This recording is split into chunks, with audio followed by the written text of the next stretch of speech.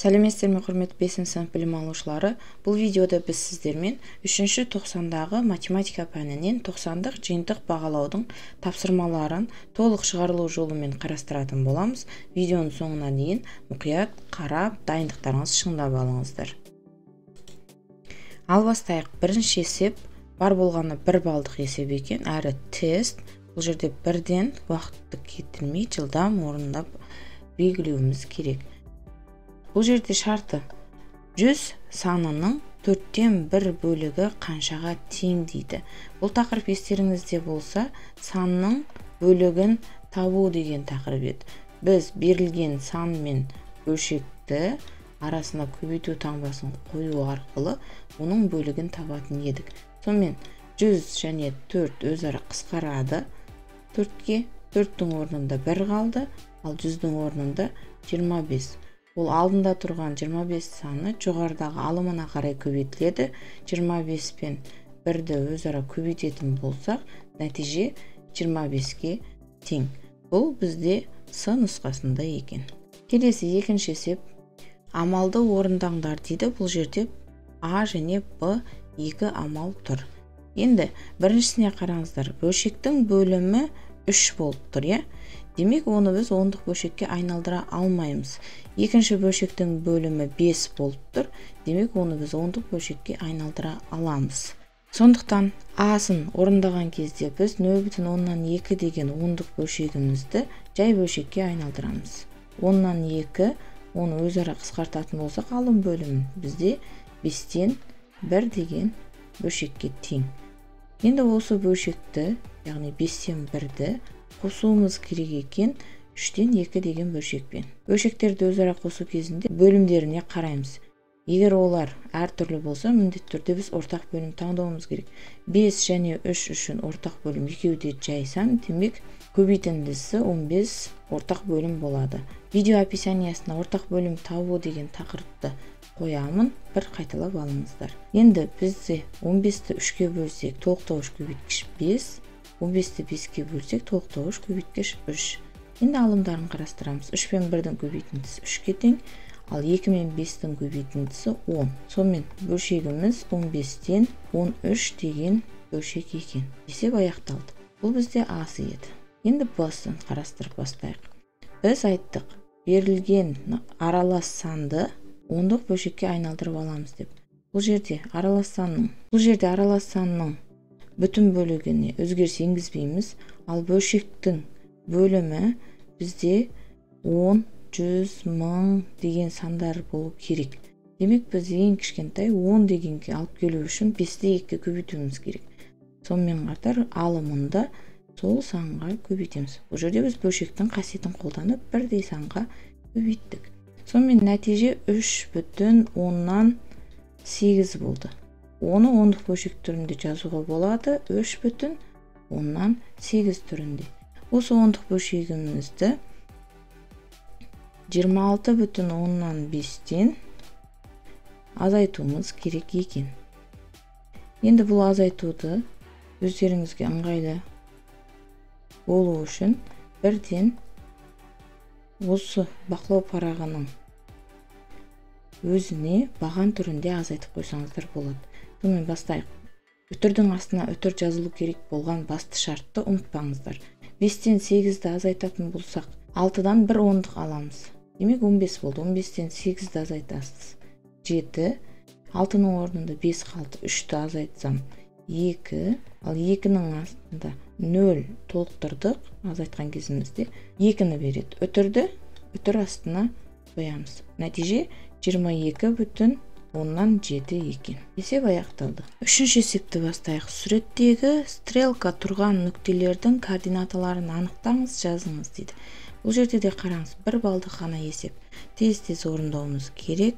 Демек, оңай есеп деген сөз. Бұл жерде қараңыз, 5 және 6 деген бүтін бөліктер тұр, иә? Арасындағы бірлік кесінді нешеге тең екенін анықтап алуымыз керек. Бұл жерде қараңыз, бірлік кесінді 1-ге тең болып. Енді стрелка тұрған жерлердің бірден жазсаңыз жауабын 5,1 және 5,8 деген екі санның үстіне стрелка қойылған екен. Есеп аяқталды. Келесі 4-ші есеп. Тізбектің заңдылығын анықтап, келесі мүшесін табыңыз дейді. 4 балдық есеп. Демек, бұл жерде біз заңдылықтарын анықтап, келесі көпніктенің орнындағы санның неше екенін анықтауымыз керек. Енді қараңыз, 160 және 16. Бұл жерде 160-ты 16-ға бөлетін болсам, заңдылықты береді. Қандай заңдылық бар екендігін. Нәтиже менде 10-ға тең. Келесінде 16-ны бөлемін 1/16-ға, нәтиже тағы да 10-ды береді. Демек, алдыңғы мүшесі мен келесі мүшесінің арасындағы заңдылық 10 есеге азайып отырған екен.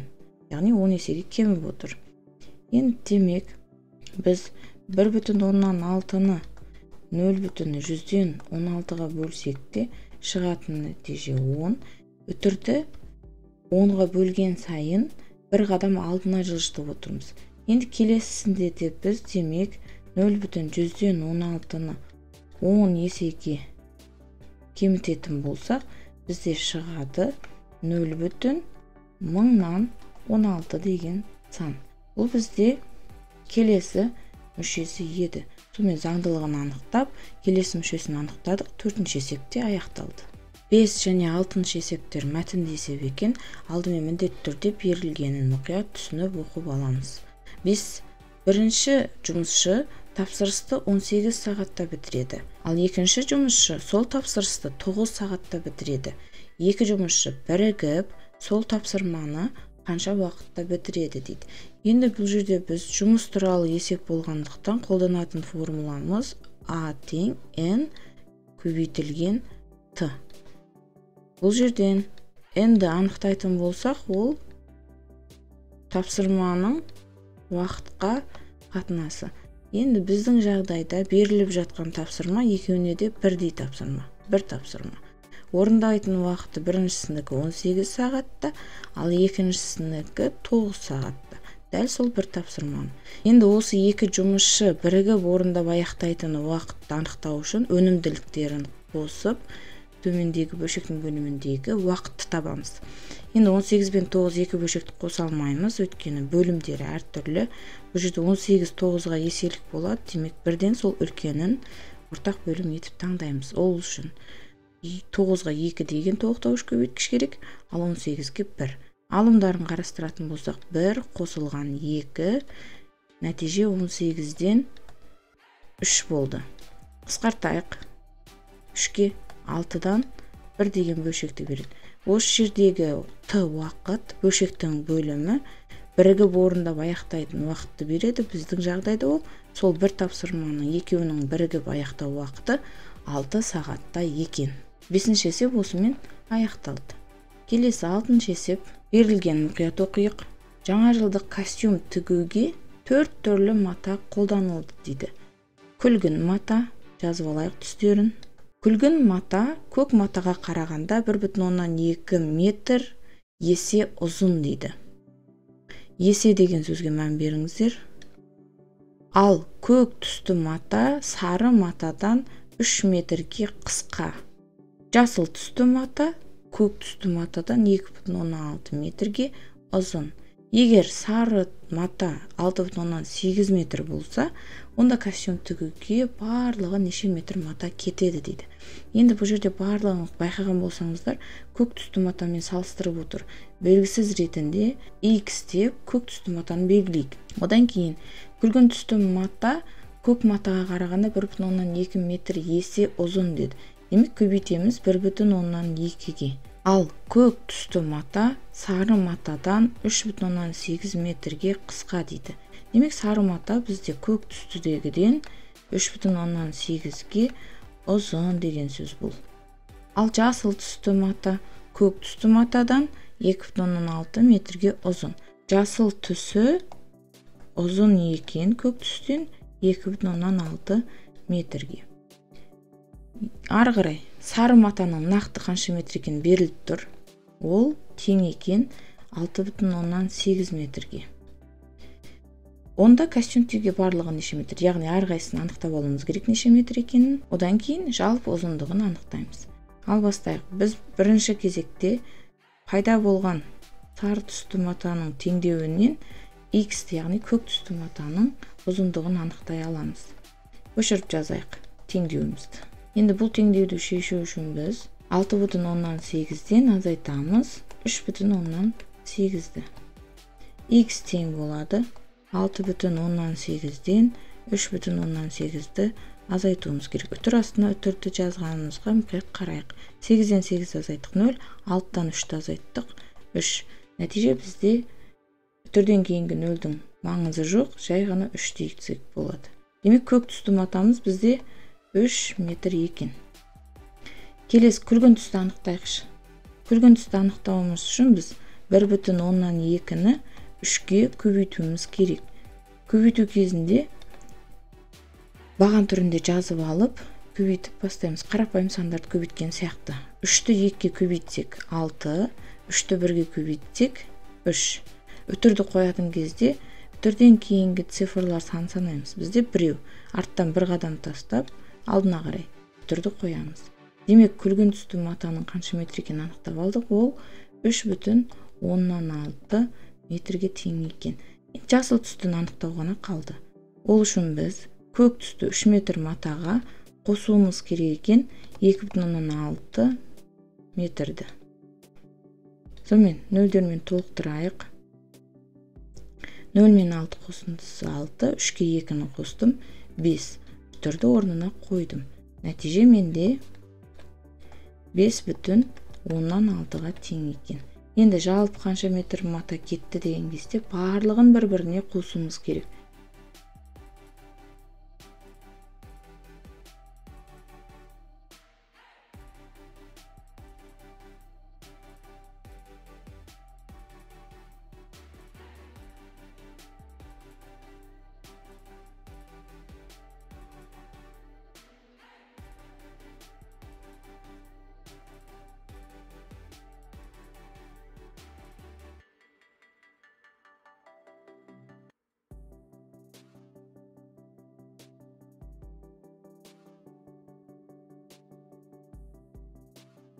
Жауабы жазып қойыңыздар осы жерде.